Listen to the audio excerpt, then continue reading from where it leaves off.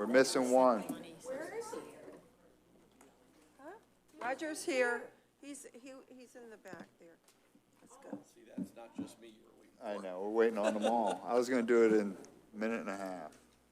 We'll give Roger a minute. I think he's talking. Let's go. for. That could take a while. Yeah.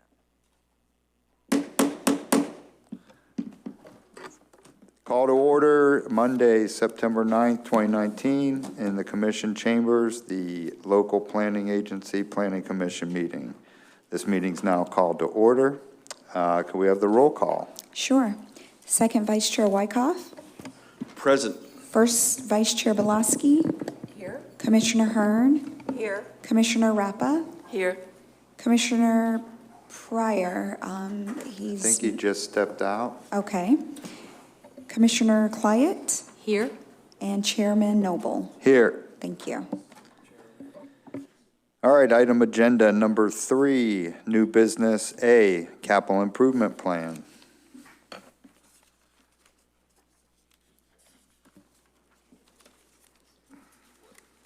I think the Mr. Chairman, Jerry Murphy for the record. I just wanted to point out something as we get started. I mentioned this during the workshop about the capital improvement program and the role that the Planning Commission has in that. But there was a mistake in your digital packet. You got 2 duplicated pages. There are actually 3 pages to the CIP, and they should be in your paper packet. There's one first long page of projects, and that's followed by a second shorter page of projects, and then a single page of vehicles. And that, I think you're referring to the spreadsheet, Yes, sir. the Excel. And they follow page 13.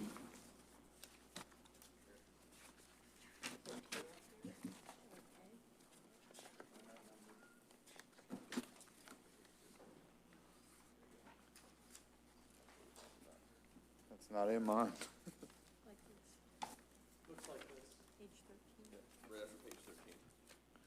Right after page 13, there should be 3 printed spreadsheets. Mine goes from 13 to 17, my printed packet. Yeah, they're not in there. He doesn't have it. That's all right, we could share. All right, there we go. Does anybody else need any? Mine just didn't have it. Might be in the back or something, but nope.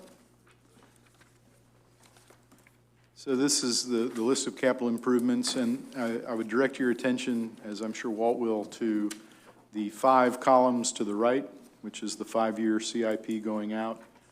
The Planning Commission's purview is limited to items over $100,000.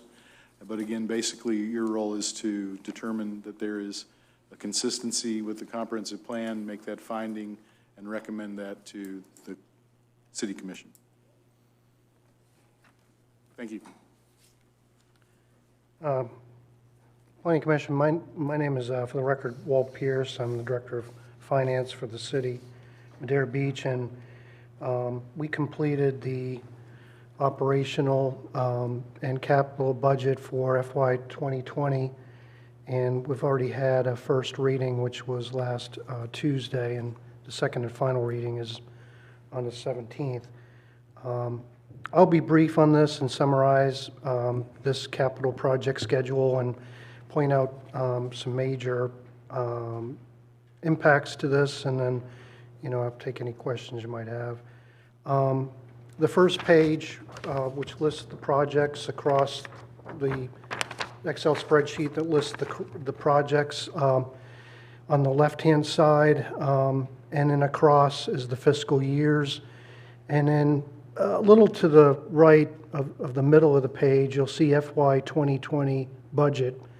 And those are the figures that we've built our capital budget for the year, for next year's budget, which on the second page, you can see that the subtotal is $8,557,000, and a good part of that is related to, and you can see in the middle of the page, of the first page, $7.5 million, $15,000, and then $319,000 are all earmarked for Crystal Island Area 1. And this is the part of the $15 million loan that the city borrowed to handle, to go against the stormwater projects for Area 1, 3, and 5, which is Crystal Island, Parsley, Marguerite, and John Pass areas. So going out, just to show you how we've laddered this, if you go, and again, I'm on the first page here of the projects. If you go to FY 2021, you can see that the Parsley Marguerite Area 3 is $4.5 million, with project research being another $6,500. And then the next year, 2022, you can see down the lower part of the page, that Area 5, which is Johns Pass Village Boulevard area, is $4.2 million, with $10,500 for the project research. So we've laddered these three projects that we've borrowed the $15 million to go against. We've laddered these out over the next 3 years. They may drift into 2023, but that all depends on the timing of the project and some other things. We've also earmarked some things in the 2020 budget for improving beach access and parking lot improvements, which is a significant project going forward in the next couple of years to come. The other significant thing is we also are trying to budget some extra money for miscellaneous stormwater projects that might just be over and above the $15 million project. There isn't too much of vehicles. This is the third page for 2020. The only real significant thing is we are purchasing a garbage truck. We did purchase a garbage truck that was much needed this fiscal year, and we were hoping to wait on the purchase of this another year or two. But this truck that's currently in service is desperately in need of repair and beyond, and some parts beyond repair. And so, in fact, we have already ordered this, which should come into sometime after October. So the total for 2020 for projects and vehicle replacement is $8,803,000. I will say this, that for your benefit, and on the second page of the project list, or the middle page there, I have underfunded future major stormwater projects, and this starts in 2022. And these are areas where would be next areas targeted after the three major areas that I've mentioned. This would be beyond Crystal Island, Parsley, Marguerite, and Johns Pass. So this would be another. This would be another portion of projects that we would need to address. And as I've indicated to the Commission and the Budget Review Committee, the city manager and myself, we want to be proactive in trying to address how we can fund those projects and not necessarily go out for a bond or a loan to pay for those.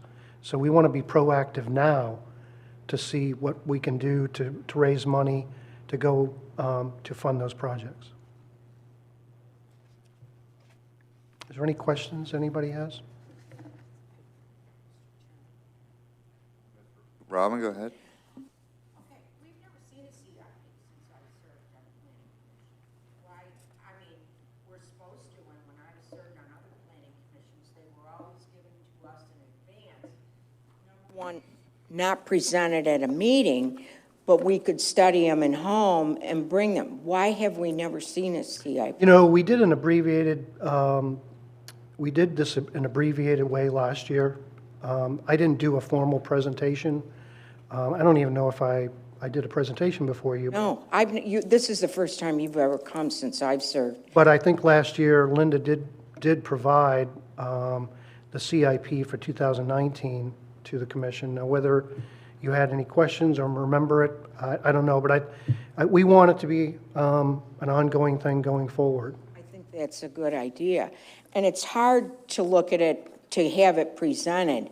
It would have been nice to have this presented prior to you talking to us, so we kind of looked at this, if I may make that request when we see this. And, you know, and we have talked about this we've had a joint meeting with the, not that I expect all of you to know this, but we've had a lot of extensive meetings with the Budget Review Committee that have helped putting the numbers in here and helping with this, and we've had some joint meetings with the commission where, you know, they've provided some input too. So there's been a lot of thought put to this, and not something that we just, you know, randomly put together. I just wanted to mention one other thing that I forgot. There isn't too many vehicles slated for 2020.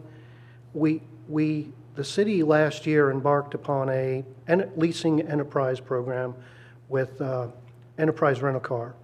And this year, this fiscal year, we leased 8 vehicles. There's roughly 5 in sanitation, 2 in rec, and 1 in parking. Brand new vehicles. They have all the security devices and which would help our insurance rate or insurance rates, because our insurance coverage, while they are leased vehicles, our insurance that we have, our property and casualty insurance, still covers those. They have GPS systems on there, and we kind of want to test out these 8 over the next several months before we commit to phase 2 of this, to see if this is really a viable option and if it's profitable for the city. And I'm not there yet as far as, you know, is this a good idea to keep going forward and just get out of the business of where the city doesn't own vehicles but they lease? Because I think once you do that, there's no going back. So one of the advantages of this program is they're responsible for all the maintenance of the vehicles, and after 2 or 3 years, they will take these vehicles and trade them in and provide replacements. The idea being is, as they trade these vehicles in and we get new vehicles, most of these are trucks. So trucks are a hot market right now. And the idea being is that the increase that we would experience in replacing these would be minimized by the cost gain or the sale gain that they would get these vehicles. So if they sell these vehicles and they get a good profit, that only helps us, because that goes into the sale or the new leased vehicle that we get. So it's a good concept, but like I said, the jury's still out on whether this is a profitable thing and something we want to pursue. I have one more question. On the beach access and parking lot improvement, item page 1 for $300,000, would you give explanation on that? Yeah, that's money from the the extra cent sales tax that we keep in a separate fund, which is called the Lost Fund, or the Local Option Sales Tax. We receive the revenue for the extra penny in there, and that's money that we can spend on improving the infrastructure and emergency type vehicles. We bought the new ladder truck out of that fund, which was considered an emergency type vehicle. But how is that parking lot and beach access? Why is that for $300,000? What is going into improving that? Maybe the city manager can chime in on this, but the part of our beach access ways really need to be improved. Not just from the access way itself to the beach, but also the parking lots need to be improved and improved signage. If we're going to continue to make money from our visitors, we do need to keep updating these areas. They haven't been updated in quite a while. And in fact, when we sat down with the Public Works folks, we found out that we thought that a couple of hits of this each year would help, but it's a large expense to improve all these areas. We don't want to do all of them at once, but we want to stagger it out and hit them strategically. Don't the meters bring in, where does the parking meter? Parking meter revenue goes into most of it, I'd say 85% of it goes into the general fund, and then the Archibald goes into the Archibald parking lot goes into the Archibald fund. Okay, so, and is that where parking lot improvement is? No, this parking lot improvement is coming from the Lost Fund. Right, but what parking lot improvement is that? It'd basically be all of the beach parking that go in line with the beach access areas. So all going up the road, because we've got one across, but the meters are in. Okay.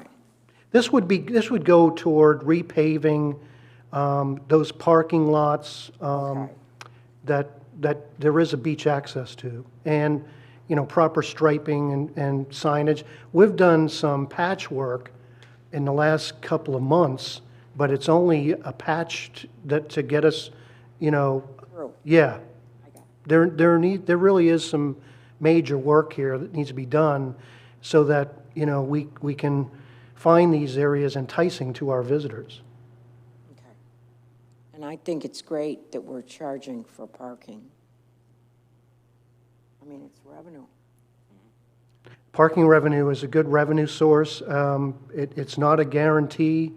When we have some things that affect the city, like hurricanes and red tide, it's something that, it could have an impact. Okay, thank you. I have one also. I noticed that in 2020, there's nothing in the budget for the sanitation vehicle, equipment, and storage. Are we bringing our garbage trucks back to the beach? There's a carryover amount in this year. This year, we had budgeted $200,000 for a sanitation facility at the marina. This is the one that's over there behind Wawa's, right? Right. There was a structure there at one time, and they tore it down. There's $200,000 in this year's budget to go toward replacing that. Now, nothing was done on that, and the board will have the ability to roll that over into next year if they decide to. Do we own that area, or we're renting it? That is city-owned. Oh, okay. I didn't know that. All right, great. So that's what the $240,000 was to purchase that place, or? I'm sorry?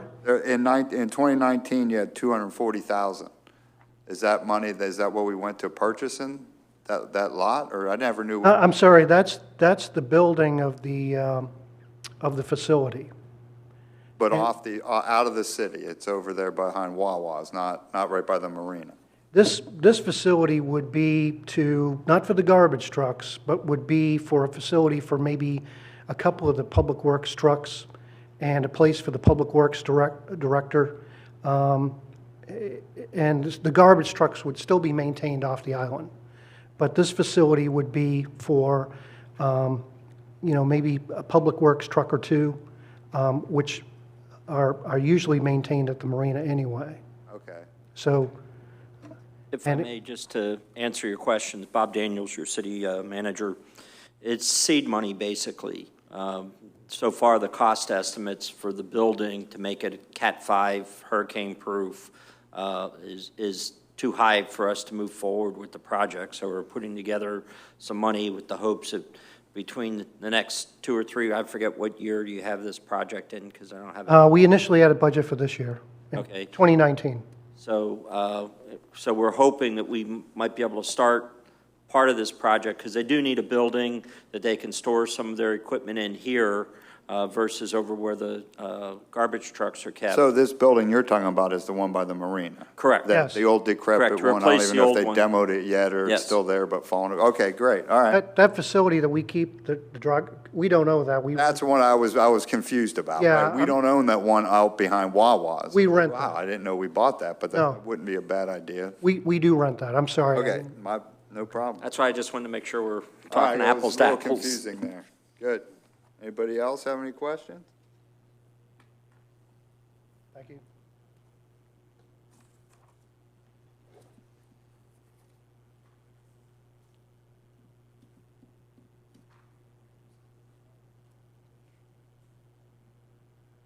So what is our expectations you need of us now? Please turn on your microphone. Sorry. Thank you. Recommendation for the Board of Commissioners of approval and a finding of consistency with the comprehensive plan. It's a quick review, but anybody want to make a motion on that? I make a motion, we accept it as presented.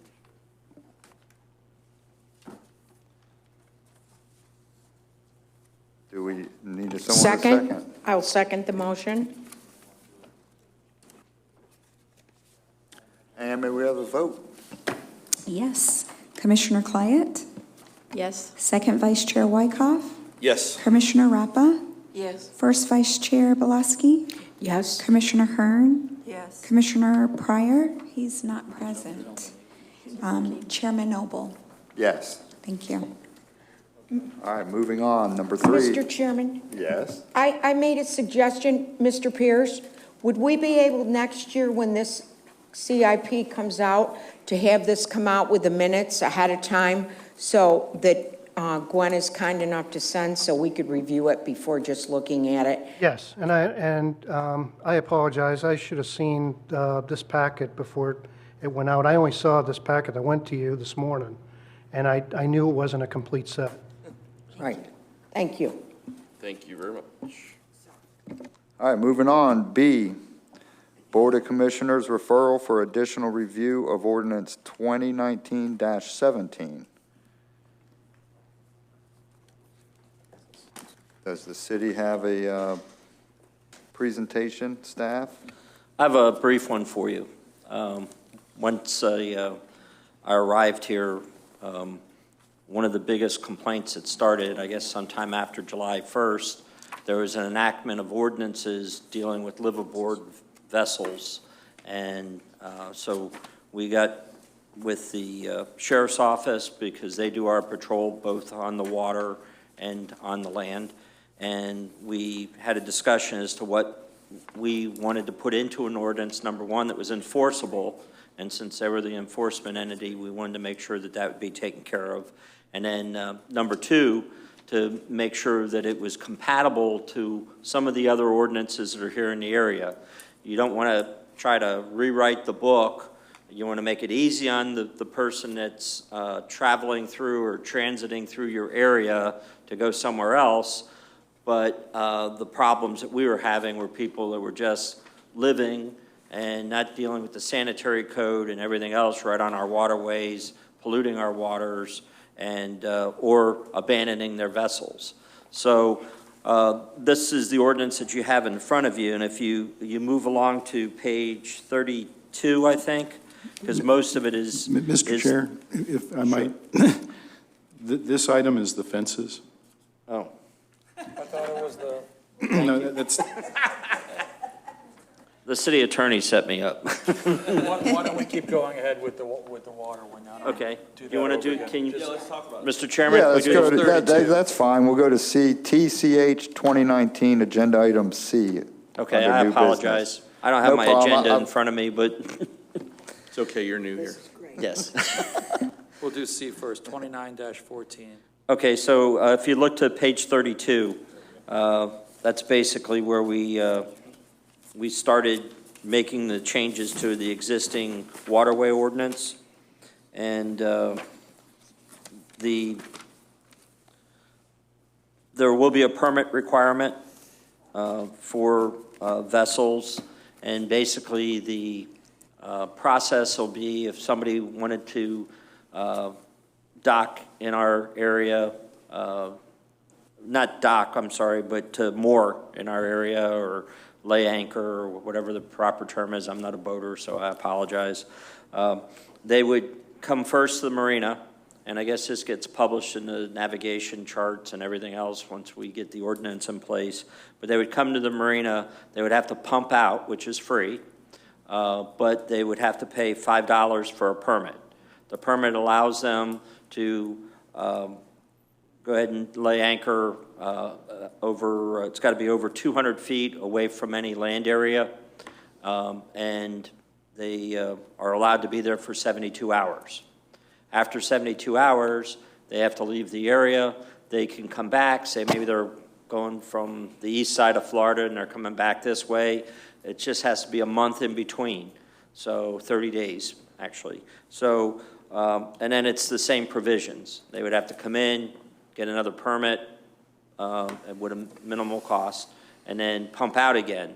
So the pump out is a requirement, even if they say, well, we're empty. Doesn't matter. We want you to pump out because we want to make sure that everything is taken care of to the, with our environment and with our waterways and so forth. The other issue that's in here is there's also a restriction that the vessel cannot be left alone for more than 8 hours. Again, this is some of the language that was suggested to us, but this way the Sheriff's Office has a little bit more teeth to deal with abandoned vessels, or there's even vessels that are moored out there that are like B&Bs.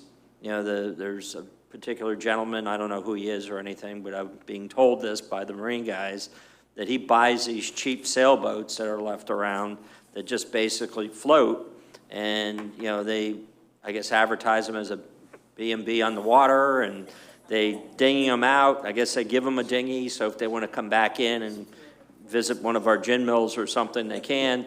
But, you know, if somebody's going to make a profit on it, well, the situation is if that vessel sits there longer than 8 hours, they're going to tag it as being abandoned and go through their process, which is a long process to get rid of the unsightly vessels that we have, but they are willing to do that and follow up on it. So I really thought that was one of the key elements that we have here.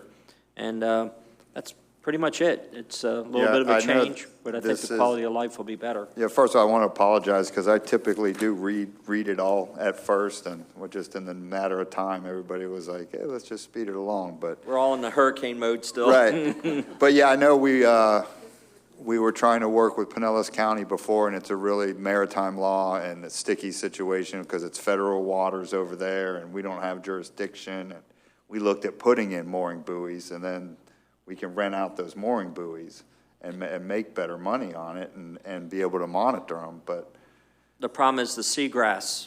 The FWC and DEP don't really like to see mooring fields in areas where you're trying to redevelop the seagrass, and that's what they've been doing in our area. But these people just go drop their anchor. It's like in the Florida Keys where it's destroying the reef. You know, they put in the mooring buoys when you want to go dive in, and they're not dropping their anchor on the coral. Right. So yeah, this is something that we definitely need to take a look at and figure out because this is bad with them dumping their raw sewage. And we did workshop this ordinance already with the commission, and it's coming up for the first reading tomorrow night. And we are trying to move right along so, you know, we can have this in place by October.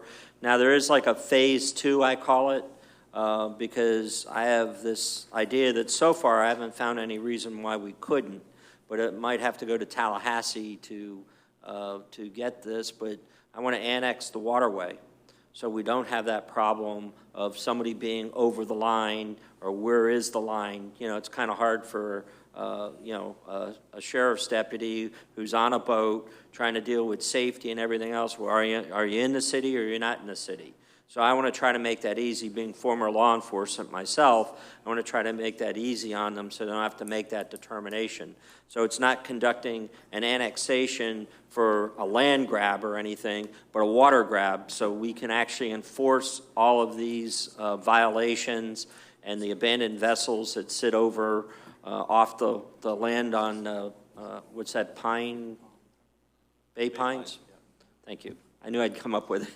But, so that's kind of like a plan B. I didn't want to hold everything up because that's going to take a while, and I'll be more than happy to come back to the commission here and let you know where we stand when we start. That generates a question, though. When you're saying annex, are you saying the federal government and the county will annex the waterways to us? Or are we giving up our rights to the waterway? No, the state will give up their right-of-ways to the water to us. Perfect. Even better. Yep. Good job there. All right. Any questions for the man? Anybody want to make a motion on that? I mean, we read through it pretty quick, but I think that that's all the points we've been going over for years. I make a motion that we accept it as read. I'll second the motion. I think we're also looking for a recommendation to. I was going to say, do we need finding of facts in there, in the You motion? want a finding of consistency with the comprehensive plan and a recommendation of approval to the Board of Commissioners. Okay, can we take that suggestion and redo the motion, please? You can say what he said. Is it? You're the attorney. I'm all for what you said. It's on the record. All right, can get a second? As seconder, I'll agree to that. And let's go to the vote. Sure. Commissioner Hearn, Yes. First Vice Chair Belaski, Second Vice Chair Wyckoff, Yes. Commissioner Rappa, Yes. Commissioner Clyett, Yes. Chairman Noble. Yes. Thank you. All right, now we'll go back, number 3, new business on the agenda. B, Board of Commissioners referral for additional review of ordinance 2019-17, an ordinance of the City of Madeira Beach, Pinellas County, Florida, to amend the City of Madeira Beach Code of Ordinances, Chapter 110-zoning, Article 6, Supplementary District Regulations, Division 3, walls, fences, hedges, and sand fences. City? Thank you, Mr. Chair. For the record, Jerry Murphy. You have a memorandum in your package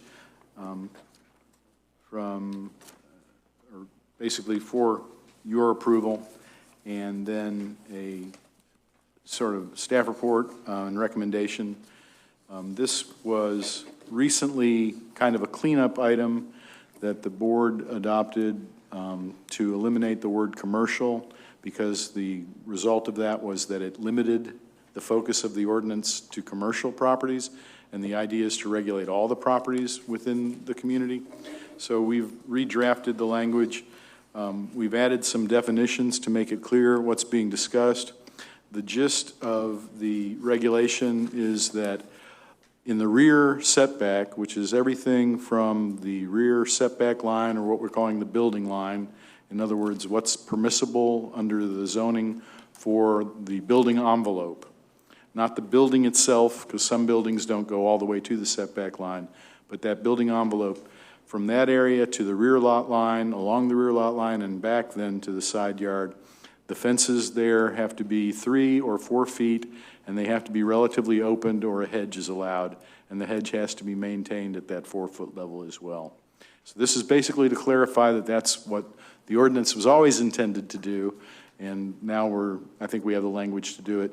We've included some definitions specifically in this section rather than in the definition section of the Land Development Code for 2 reasons. One is we wanted to limit the changes to just this section alone, and the other is there are conflicting definitions that we're going to address over time, but the definitions that apply to this section are clearly attributed to this section so that it can be interpreted and enforced. Happy to answer any questions you might have. I have one, like, who or how is that policed? Does the neighbor have to report? I believe the code staff? enforcement here is complaint-driven, Okay, but So it would somebody be would enforced through complain code and then- enforcement, okay. and someone would make a complaint, or, an obvious observation by a code enforcement officer in the process of his duties. Obviously, fences make good neighbors, but hedges may not, because they get bigger. The idea, I think, is to keep the views of the water open for everyone as much as possible, but allowing certain security and privacy. Any other questions?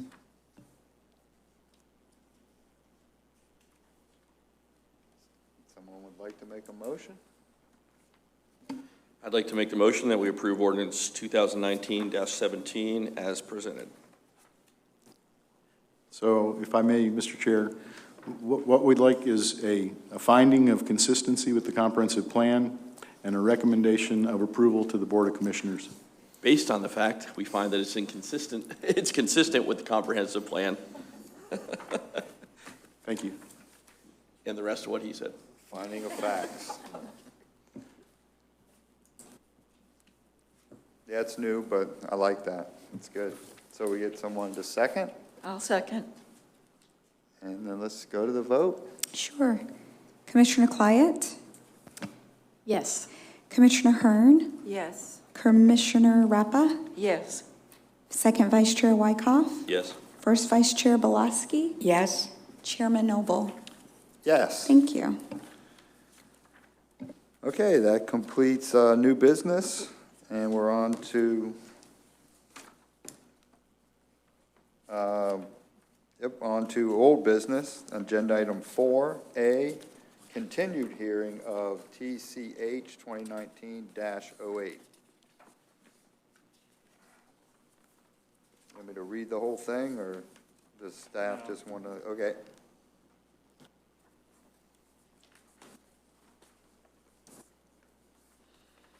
Page numbers on mine.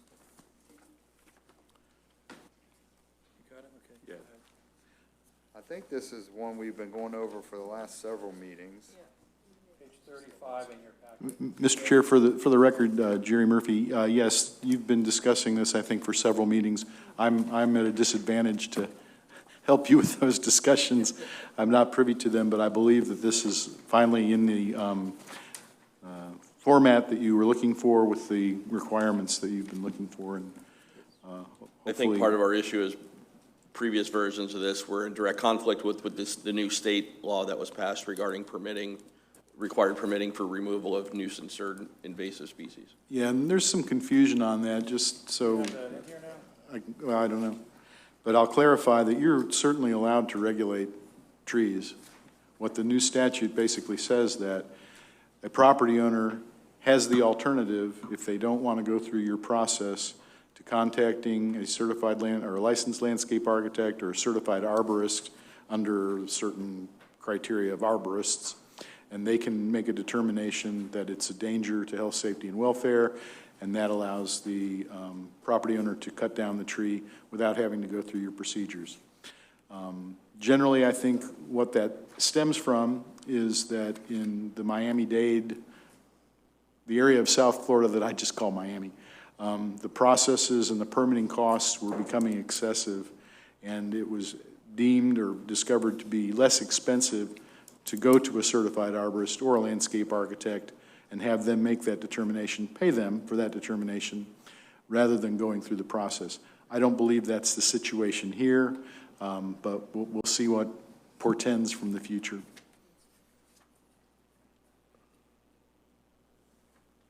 Any questions? I mean, I think that last What we time- wanted. Oh, go ahead. From legal, what we want to do is we want to just go ahead and cut and paste the language from the House Bill 1159 that was passed, it amended 163.045, and we want to just put that language right into our ordinance. So, Hey, can you just summarize what that is again? yeah, Because I can read it rather quickly. It's Okay, not very great. long. A local government may not require a notice, application, approval, permit, fee, or mitigation for the pruning, trimming, or removal of a tree on residential property if the property owner obtains documentation from an arborist certified by the International Society of Arboriculture or a Florida licensed landscape architect that the tree presents a danger to persons or property. A local government may not require a property owner to replant a tree that was pruned, trimmed, or removed in accordance with this section. This section does not apply to mangroves. So we'll just put that right into this ordinance, and that'll make sure that that we are consistent with state law as well. Like it. No, may not require. You cannot require. They may not require. This is mandatory all across the state for all. It says may not require.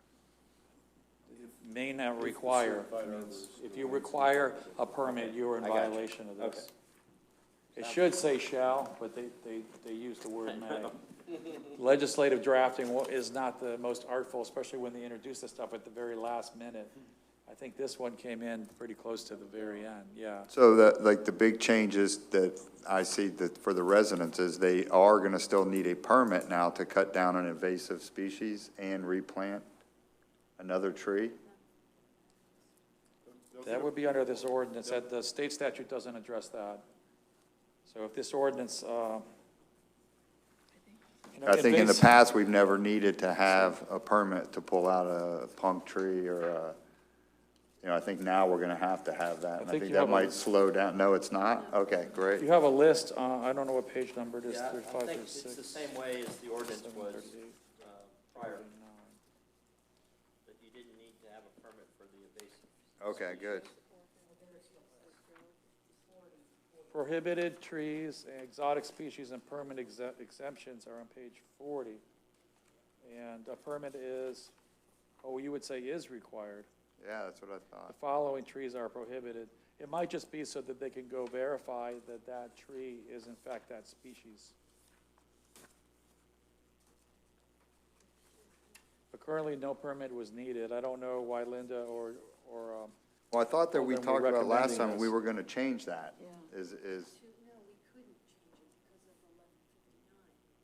I can't hear what you're saying. Can you talk in the microphone a little bit louder? Well, I understood we could not do anything, we couldn't change it, because the state had House Bill 1159. That does not affect this one at Yeah. all. Yeah, Right now, we don't require a permit for the trees listed on 106-64 on page 40. By taking the word "not" and striking it, you would still have to get a permit. okay. So if you don't want permits for those, you want to keep it where you don't need a permit, you want to put the word "not" back in.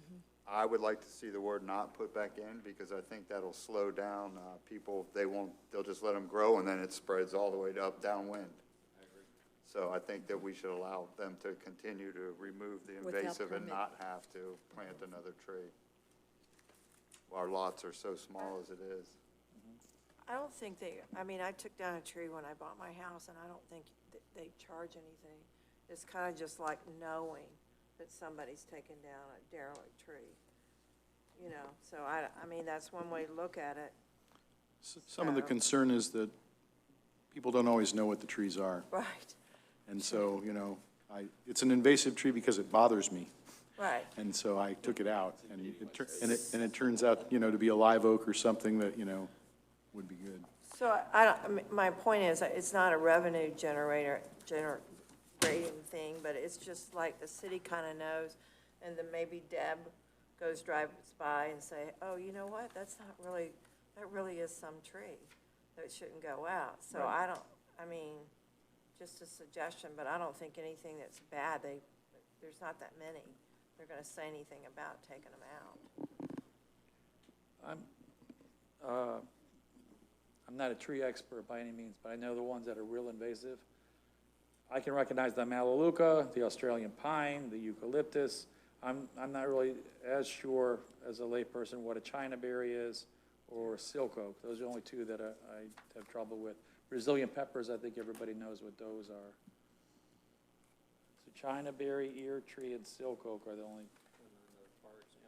I guess what we could do too is put in a photograph of those species or identifiers from a tree book type source. We see the leaf and you see what the tree looks like. Yeah, their website's Well, pretty good. there are palm trees that are very invasive too. We don't have any listed in here. There's a couple that, You have to get a permit to take out the palms.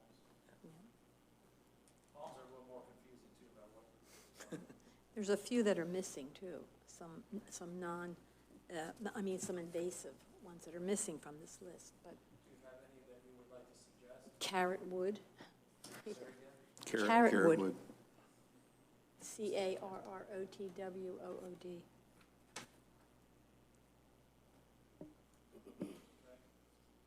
Any others that you see around the city?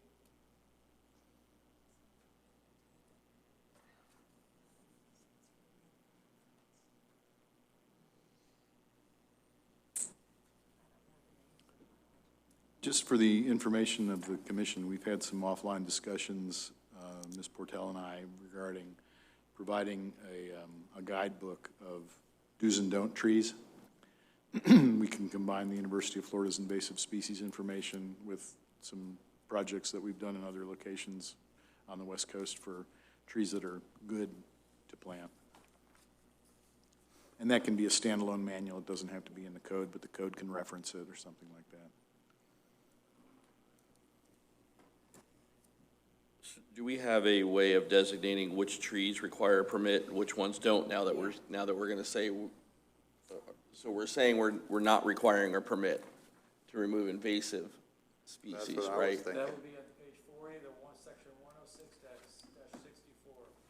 Okay. A permit is not required for the removal of the following trees. Okay, so then we have permits for all the other ones and then associated fees or whatever they might be. Got it, thank you. And then we're going to add carrot wood. And we're going to add carrot wood.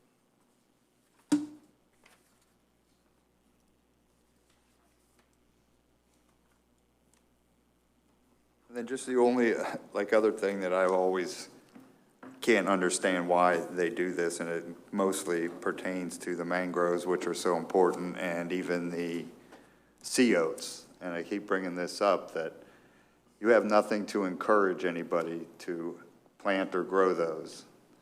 Because once they're there, God forbid a scrub jay moves in, or a osprey or an eagle, you're never going to be able to get rid of it, and then you're stuck with that.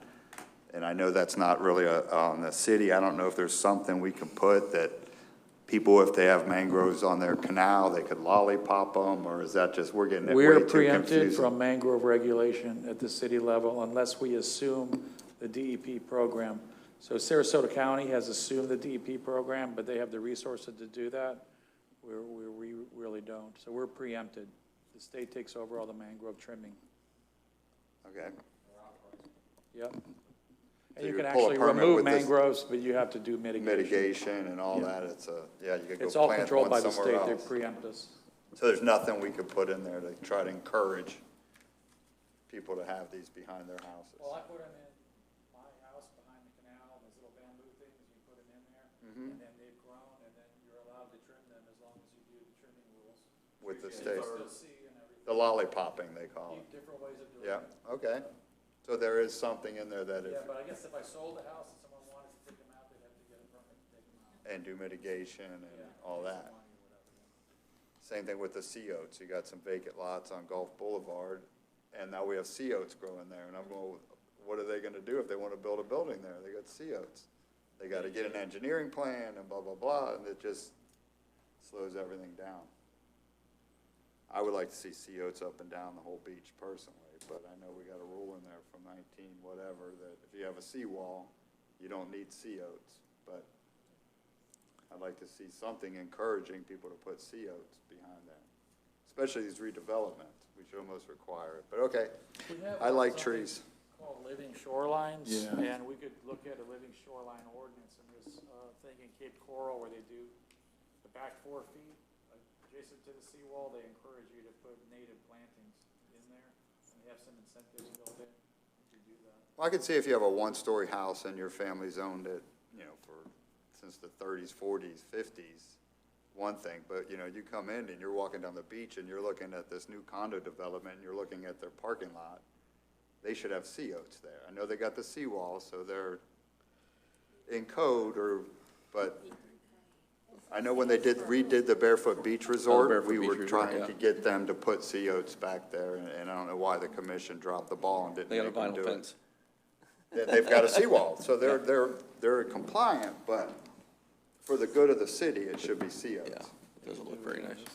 And if they want to not put them by the pool or something, but I know that's a whole nother can of worms when you start getting into the sea oats and the protected species plants and then the animals that come with them. You're on your soapbox In again. the coming year. Yeah, I know, I love it. In the coming year, we're going to be necessarily looking at the comprehensive plan because of level of service standards for the impact fees. And then we're going to be looking at the land development code. So there'll be a lot of opportunities to inject some things into these sections. Good. And we'll try and do that in a methodical manner so we're not all over the place. And we'll put together some priorities for you once we get to a point where we can tackle those things. Just as a point of clarity for section 106-64, the way it's currently worded, if you take all the strike through and outline, is a permit is required to take out the invasive trees, and there's a requirement that they be replaced with a tree from the approved list, the landscape guidelines book. So if you want to eliminate the requirement for the permit, then the requirement to replant something that fits would have to go away. And I agree with both of those personally. I think they should. I don't think we should stop people from cutting down these invasive species. We should encourage them. Or require them to replace them with something native. I don't think you should make them require. Then okay, the permit fee's not much, and then you're buying a tree. Some of these people can't put it in themselves, so they got to hire a guy, and he's going to charge them to pull a permit, and next thing you know, they're like, it's not worth it, just let the pepper tree go wild. That's my thoughts anyhow on it. So we can go to a motion. So do you want me to tell you the motion we'll be looking for? Hey, anything you can help us is fine with us. So I think we're looking for a motion to recommend approval and a finding of consistency with the comprehensive plan with the amendments suggested for section 106-64. And was there another change? Which would be to not require a permit for the prohibited trees and not require replacement for their removal, and to insert House Bill 1159 into 106-64. I can make a B for that. And we'll take the statutory language and adapt it to the language of the Land Development Code. All right, I'm ready to make a run at this. I'd like to make a motion that we approve, what's our number here? I've already forgotten. TCH 2019-08, based on the fact that it's consistent with the comprehensive plan, subject to the amendments we have discussed, specifically to 106-64, which would not require a permit or a replacement tree, further amending it to insert House Bill 1159 language into the ordinance. You're good. You are awesome. Not my first rodeo. I don't even like rodeos. It's like professional bull riding, right? I'll second it. I was trying to set all that for nothing. Yeah. All right, good seconded job. it? Can we go to the vote? Oh, Ms. Rappa, okay, thank you. And the vote, Commissioner Rappa, Yes. Commissioner Pryor, oh, sorry, Commissioner Clyett, Yes. First Vice Chair Belaski, Yes? Commissioner Hearn, Yes. Second Vice Chair Wyckoff, Yes. Chairman Noble. Yes. Thank you. Okay, agenda item 5, Planning Commission discussion. Anybody want to discuss anything? I do. Robin? Okay, I don't know if you were here, Jerry, but I had talked to Linda prior, and we are going to be looking at updating our marina ordinances that we presently have to see what other improvements we could make. I don't know, targeting what some of these people are. They're live-ins on marinas. They're not using pump outs, things like this. So maybe and Linda knows about it, I brought it up at the August meeting, so if you guys could look at that and bring that to us so we can start nailing, what do you call these people that live in boats in Florida? Yachtsman. Liveaboards. Depends on how nice their boat is. Yeah, I mean, there's some questionable folks here. Okay, so I just wanted to bring that up. Unattractive They're only nuisance. cruisers if they actually cruise. Right. They're only transit if they actually come and go. So if we could just look at that down the road. Now, That's is a that, good point. is that something that you would like to workshop? Do we need, I mean, I think it's a we very need to- bad issue that we need to look at. I Yeah. agree. I mean. Thank you. I know that that was a good first step we had, and what you're working with to get the state to allow us to patrol those is a big, But don't you think that what they're gonna put in place, a lot of these boats will go away now? Well, I think we're talking about more what's at an approved dockage already. Oh, at the Yes. dock. Whether it's in That's a a commercially C4, zoned isn't it? area Okay, I got or, you. you know, especially around, I think Robin's probably most likely referring to around the Madeira Bay. Marinas. Marina, the basin that's in there. And then I think a workshop is appropriate because there are probably some other areas where we might look to expand the ability to do that, to have liveaboards Right. in certain commercially zoned areas like the backside of Johns Pass Village, which quite frankly is detrimental to me because that's where I look. But that kind of area along Pelican Lane where we're going to allow parking now might be an additional draw to the village to have transient boating facilities there to allow those owners to develop those properties, to draw more people in. Because quite frankly, I've been a cruiser, right, because I cruised. We didn't just stay in one place, but around here, really, Madeira Beach itself is not that boater friendly. And I think that's manifesting itself with what we find out here, just randomly anchored and may or may not leave ever, unless a storm comes through and blows it away. But I think part of what we should be looking at or encouraging the commissioners to look at is expanding the boating opportunities to, and it brings tourism dollars.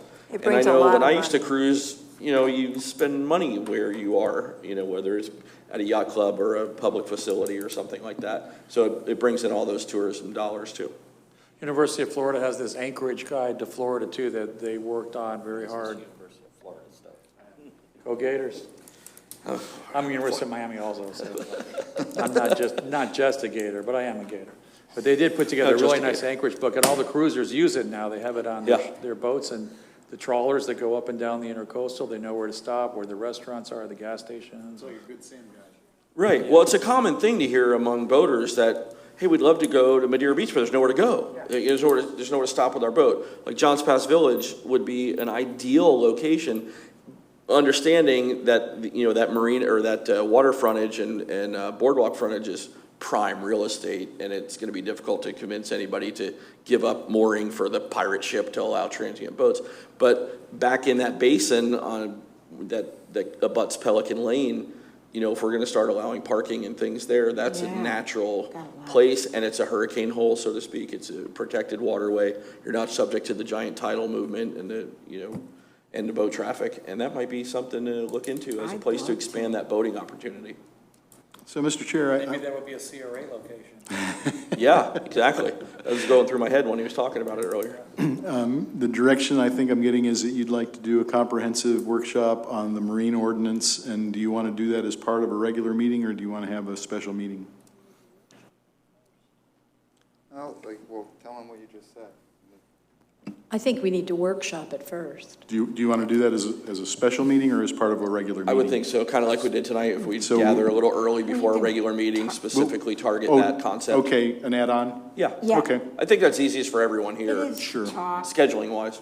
okay. to talk and, We'll set that up and we'll provide you with copies. Well, does everybody have a copy of the Land Development Code? Do I need to provide you with copies of the regulations to focus, or I think we all have Yeah, I it. think we've all got it. just a list of the sections that would be involved in any reference to the comprehensive plan? And- Yeah. Okay. That'd be Give great. you some of the policies from the comp plan, we'll separately give to you. And the Go Gators verbiage that's on there too, something like that, so we know. Yeah, Well, at least you we'll go ahead and wear leave that off. orange in both places. You got an orange hurricane shirt, and you got an orange gator shirt. You don't get too confused. Am I the only Garnet and Gold guy here? What's going on? It was tough to watch the Gators play the Hurricanes. And to win the game and fall out of the top 25. Yeah, whoops. But we're back at 11 now. thank you, Jerry. All right, good job. All right. Great, thanks, guys. Item agenda number 6, Community Development Director. Do you have anything else to add? Gwen, did Linda have anything on a list to do? No, she doesn't have anything So additionally. I would just add, thank you for going easy on me on my first substitution in here, and I look forward to working with you all in the future. Yeah, we just want to thank you. That was an excellent presentation earlier, and it was a good workshop, and I really think that we got to figure out the next step and move forward with that. I mean, I'm kind of a little bit embarrassed that we haven't even heard about it before or haven't been working on it, but thank God we have heard about it now. It's the state of Florida. You Yeah. have no idea what's out there, and they change it every year. And thank you for providing a copy of this. I've been looking for that. So I remember being at the Charettes, but it was probably, printed on parchment since it was so long ago. But this is great. This is a great reference point. As we explore the CRA aspect, there's another program called Working Waterfronts, and there's another program called Main Street. All these are opportunities for incentives from the state, but also just to improve the community and bring the community together. So Nice. hopefully we can explore those opportunities as we Excellent. move Thank forward. you. Good job. Thank you. Feeling the good, positive energy. Thanks. Yeah, you got me fired up. Item agenda 7, next meeting, October 14th, 2019 at 6 p.m. And the meeting is adjourned. Are we having a workshop before it? Actually, if you could Whoop, unadjourn for just a unadjourn. minute. I got a couple more things. So the survey that I handed out while we were finishing up the presentation from Delray Beach, we'd like your input in terms of the infrastructure, particularly part 3. The other 2 are there, sort of, you can see what staff's been looking at. But, what are the future infrastructure needs? And think broadly. I'll be happy to constrain whatever your broad thoughts might be, but I'd like to get them because you may have some ideas of things in the future or ways to expand what's currently there that we can then use to enhance capacity, which is how impact fees are used. You take existing capacity and you look at enhancements, and the city contributes some money, and the new development contributes their proportionate fair share. So if you could fill those out, and I'm going to have Gwen send them to you digitally in an email, so if that's easier for you to work on, it's a Word document, whatever works in that regard.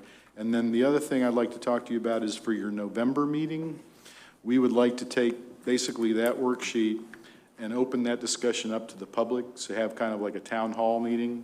The Planning Commission would be the lead on that, but certainly the Board of Commissioners could be here as well. But to hear from the public what their ideas are in terms of infrastructure, so that our hope is, if everything goes smoothly, by the first of the year, we'll be looking at whether or not we're going to pursue impact fees and start the study so that we can have an impact fee program if that's the policy direction of the board. That's great. I think that's great. I think involving the public in that is the way it should go, because people should feel like we're doing something for them, not to them. Yeah, and if there's objections, we want to hear about them up front. We want to get a feeling for just what the community feels about this. I think you're a ripe candidate for impact fees. I think it's an opportunity that currently you don't have, kind of just like the CRA. But, we need to be transparent. That's a key factor in the strategic plan for the city, is to be transparent or more transparent. So I'm going to be transparent. Mr. Chairman, I just wanted to thank everybody, too. You all are hardworking individuals, and it was nice to see everybody here today to hear the presentation.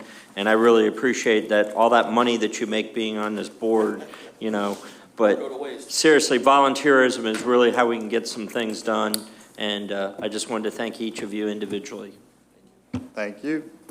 And before we close out, I just want everybody to keep Linda in their prayers for tomorrow. She's having a procedure done tomorrow, so something just touched my heart just to send that out there to everyone. Thank you. Thank you, Gwen. Gwen, could you just,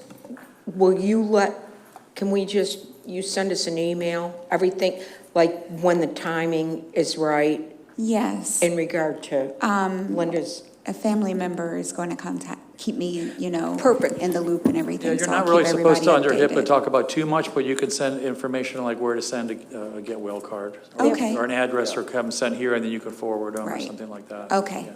Thank you. The HIPAA is a strange law, even though. Absolutely, we got to, Yeah, it's like a That's privacy of medical things, even though we're all very close friends that we all, so yeah. Anything else? That's it. Now this meeting is adjourned. Thank you.